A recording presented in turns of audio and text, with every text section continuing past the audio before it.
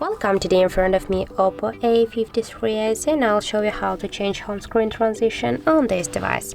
So first you should just hold for a while your screen with your finger, and you will see here the effects icon. Just tap there, and now as can you see we got the default animation, and you can select one from these available transitions. For example, I'll go with the roll one.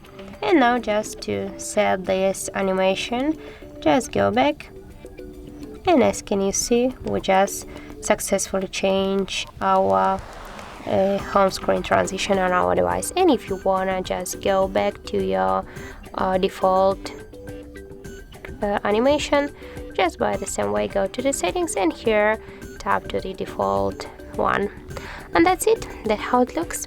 If you find this video helpful, remember to leave a like, comment and subscribe our channel.